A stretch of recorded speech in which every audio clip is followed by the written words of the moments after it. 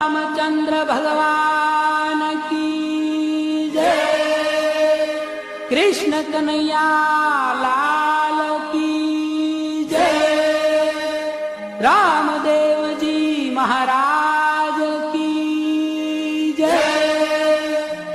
ओम नमः पार्वती पते।